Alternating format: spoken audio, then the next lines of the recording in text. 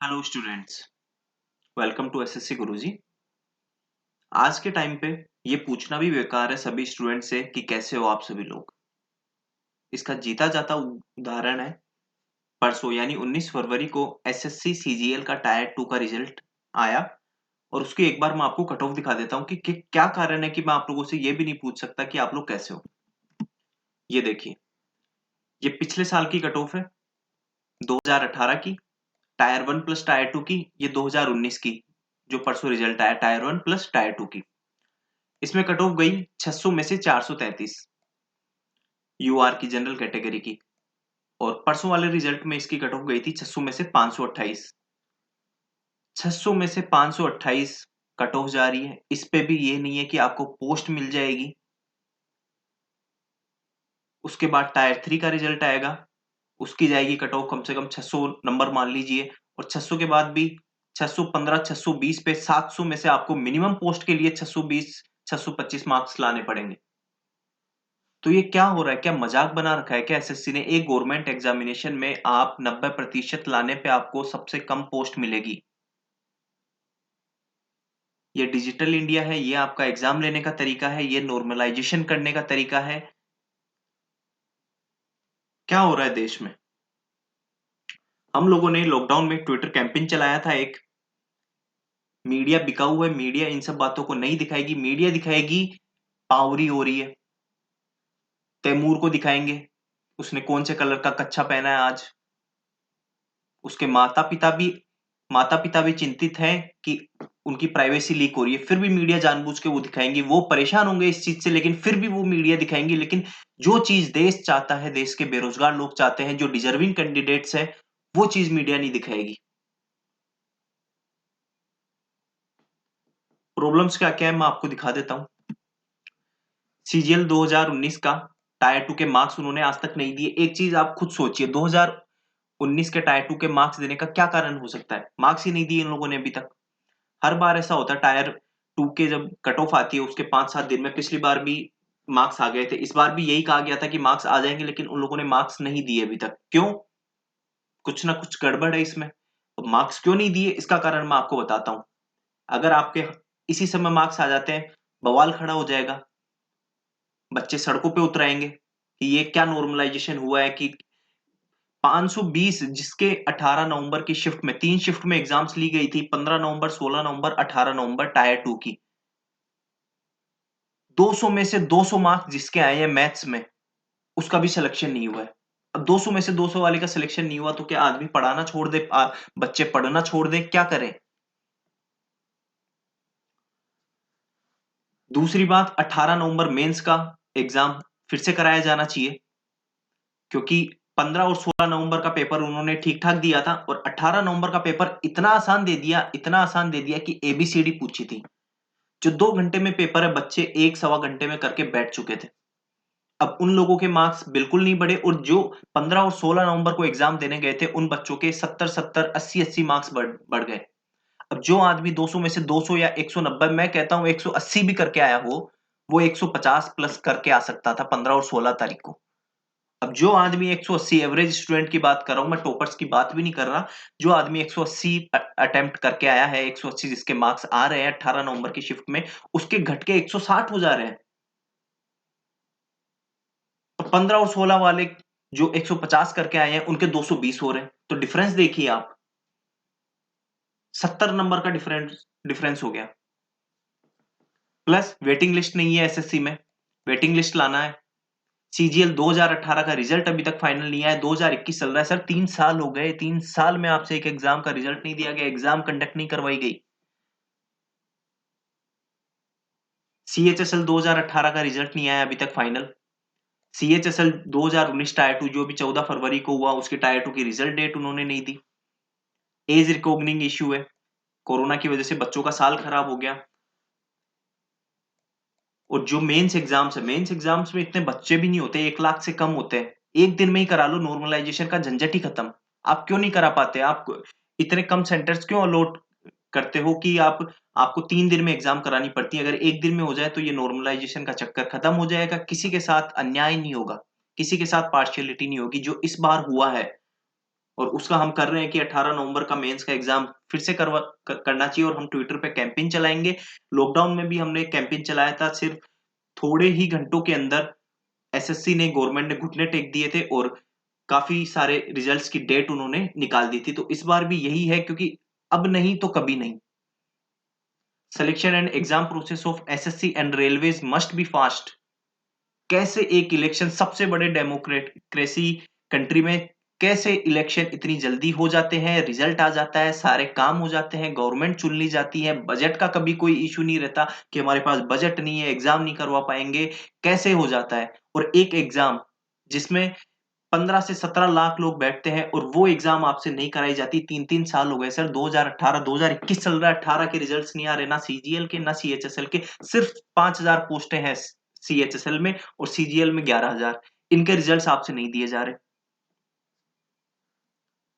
और with in 10 महीने के अंदर अंदर अगर कायदे से बात करें, आपका सोच समझ के मैंने ये 10 महीने लिखे हैं कि इसमें भी 2 महीने मैंने एक्स्ट्रा ही डाले हैं। आराम से 10 महीने में आप दे सकते हो। आपके पास जो आपने रिजल्ट डाला है, कट ऑफ डाली है, तो बच्चों के मार्क्स है, आपको प्रिंट करने में क्या दिक्कत आ रही है? एक कंट्रोल पी करना है, अपलोड करना है, क्यों नहीं डाल रहे? तो कुछ ना कुछ तो गड़बड़ है। Vacancy should be increased, privatisation हो रहा है सबका, रेलवे बिक रही है, बैंक बिक रहे हैं, प्राइवेट हो रहे हैं सब कुछ, एसएससी की वैकेंसी कम हो रही है, आपकी जनसंख्या बढ़ रही है, बेरोजगार बढ़ रहे हैं और वैकेंसीज कम हो रही है, कैसे चलेगा? अरे भाई, काम तो बढ़ रहा है ना, आपके पास पॉपुलेशन बढ़ रही है, काम बढ़ रहा है, तो वैकेंसीज कम कैसे हो रही है? यही समझ नहीं आ रहा मेरे को।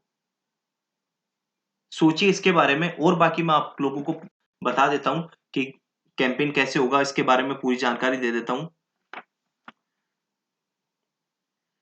इन लोगों ने नॉर्मलाइजेशन का जो फॉर्मूला है, पता नहीं क्या फॉर्मूला लगाया इन लोगों ने कि बच्चों के इतने मार्क्स बढ़ गए, और जो 2019 में 18 नवंबर की जो शिफ्ट थी, 200 में से 200 वालों के भी नहीं हुए, जिसके 530 मार्क्स थे उसके भी घट के कम हो गए, 528 कट ऑफ गई।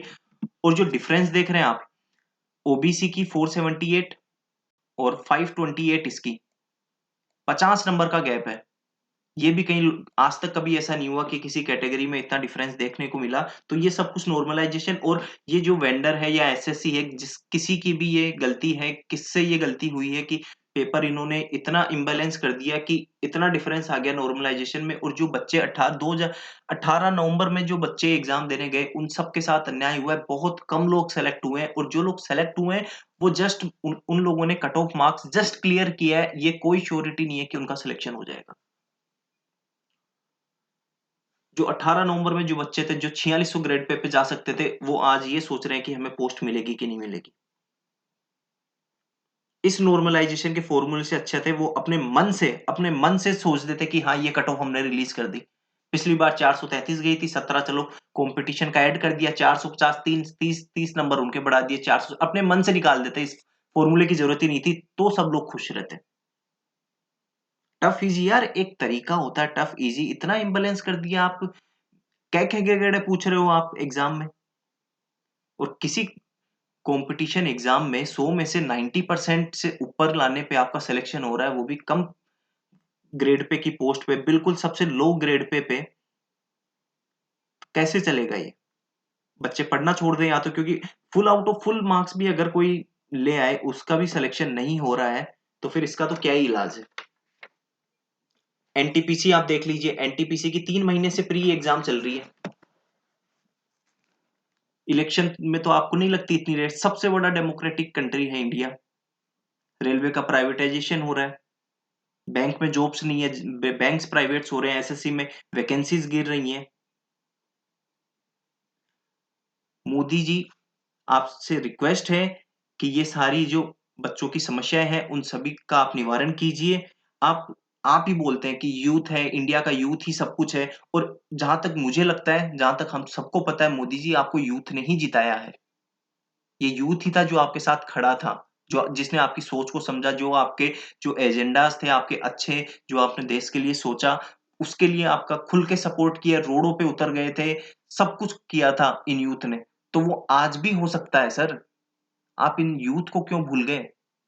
इस यूथ का सपोर्ट कीजिए आप, और हम अपने से हमारा हक मांग रहे हैं, हम कोई एहसान नहीं मांग रहे। हमें आप अपॉर्चुनिटी ही नहीं दे रहे।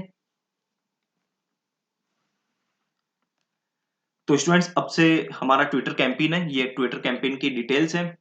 23 फरवरी को 11 बजे सुबह CGL 19 मार्क्स, ये हैशटैग है, बिल्कुल ऐसा हैशटैग यूज करना, हैशटैग CGL 19 मार्क्स।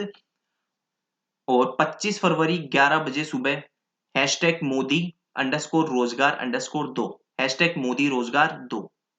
ये ट्विटर कैंपेन हमारा चलेगा और इस बार हमें सरकार को दिखा देना है, हमारी बात उन्हें पहुंचानी है कि इन सब चीजों पे हमें जल्दी से जल्दी रिजल्ट चाहिए। फार्मर्स लगे हुए हैं, ट्विटर कैंपेन को सफल बनाना है हमें। फार्मर्स का देख लीजिए आप, वो अपनी जगह से नहीं उठ रहे, तो जब तक हमें हमारी समस्या का समाधान नहीं मिल जाता तब तक हमें ट्विटर कैंपेन बंद नहीं करना है। अक्षय कुमार जी हैं, कंगना रनौत जी हैं, ये कोई कुछ नहीं बोलेगा, कोई कुछ नहीं बोल रहा कि ये चीजें हो रही हैं। बेरोजगार, कितनी बड़ी समस्या है बेरोजगारी, बेरोजगारी से हजार समस्याएं और उत्पन्न होती हैं। ये किसी को नहीं दिख रहा, सबको ये दिख रहा है कि बस पावरी पावरी पावरी चल रहा है यहाँ पे। इंटरनेट पे जो मेन मुद्दे हैं देश के, उसके बारे में कोई बात नहीं कर रहा, कोई मीडिया बात नहीं कर रही। ओ माय गॉड मूवी आई थी अक्षय कुमार जी की, कितनी पसंद की गई लोगों के द्वारा पूरी दुनिया में। वो तो भगवान से सवाल पूछ रहे थे ना, हम तो हमारे चुने हुए प्रतिनिधि से सवाल पूछ रहे हैं सर, क्या बुराई है? हमें हमारे सवालों का जवाब चाहिए और जब तक इसका निवारण नहीं हो जाता, हम ट्विटर कैंपेन चलाएंगे, सरकार तक अपनी बातें पहुंचाएंगे। और सर, इतना मुश्किल नहीं है, हमारी 4-5 डिमांड्स है जो मैंने आपको बताई, ये डिमांड्स है हमारी, ये आप कर दीजिए और इसमें गलत कुछ नहीं है सर। 3 साल हो गए, रिजल्ट नहीं आ रहे। 370 जो धारा थी आर्टिकल, वो हुआ, डिमोनेटाइजेशन करा दिया, GST करा दिया, 3 तलाक करा दिया, राम मंदिर, ये सारे कंट्रोवर्शियल मुद्दे थे सर। ये हर किसी के बस की बात नहीं थी ये सब करना, आपने करके दिखाया है ये। तो ये कौन सी बड़ी मुश्किल की बात है आपके लिए?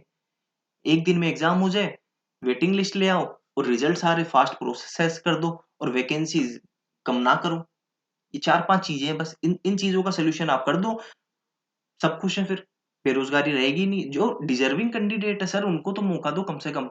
अब एक चीज बताइए, विराट कोहली सर है, पूरी दुनिया जानती है, बहुत सही एग्जांपल दे रहा हूं मैं, पूरा दुनिया जानता है कि विराट कोहली बहुत अच्छा कैप्टन है, महेंद्र सिंह धोनी बहुत अच्छे कैप्टन थे। अब एक चीज बताइए, उनका सिलेक्शन ही नहीं हुआ होता यहाँ पे, तो सिलेक्शन हुआ, मान लीजिए विराट कोहली सर खड़े हैं, 4-5 कैंडिडेट और खड़े थे उनके बगल में कि हाँ आप 5 में से एक को चुना जाएगा। विराट कोहली सर ने 6 बॉल पे 6 छक्के मार दिए, बाकी ने 6 बॉल पे 3 छक्के ही मारे, पता चल रहा है 3 छक्के वाले का हो गया। विराट कोहली सर की क्या कमी? और उनको रीजन दिया जा रहा है कि नहीं सर इनका बॉलर टफ था। अरे भाई वो टफ वाला दे आओ, टफ वाला ले आओ। ये तो भाई 6 में से 6 भी नहीं, चलो तो 5 तो मार ही देगा, 5 छोड़ो 4 तो मार ही देगा। तो कितना बड़ा धोखा होता, वो इस प्लेटफॉर्म पे ही नहीं होते, आज दुनिया में नाम ही नहीं हुआ होता इंडिया की क्रिकेट टीम का इतना आगे, महेंद्र सिंह धोनी जी और विराट कोहली जी जो उन्होंने करके दिखाया। तो सर हमें अपॉर्चुनिटी तो दो, हम कितने काबिल हैं ये दिखाएं तो सही हम। नरेंद्र मोदी सर है, इलेक्शन कितने अच्छे से जोरों शोरों से जीता इन्होंने। मान लीजिए 500 सीट है, मान लीजिए 500 सीट है, 300 मोदी जी ने जीती हैं, 200 किसी दूसरी पार्टी ने जीती है। बाद में कहा जाता है नहीं सर 200 वाले जीत गए हैं, आप नहीं जीत पाए, क्यों? क्योंकि नॉर्मलाइजेशन लग गया कहीं ना कहीं, आपके आपकी स्टेट में जो गवर्नमेंट है उनके हिसाब से आपका नॉर्मलाइजेशन करके आपको नहीं, उनको बना दिया गया है PM। तो ये कहाँ का तरीका है? अब 18 नवंबर में जिन बच्चों के 180 प्लस या 170 प्लस जिनके मार्क्स हैं, उनके साथ धोखा हुआ है। जो एवरेज स्टूडेंट है पढ़ने वाले सिंसियर, वो 150 या 150 प्लस 15 और 16 तारीख को भी लेके आ सकते थे।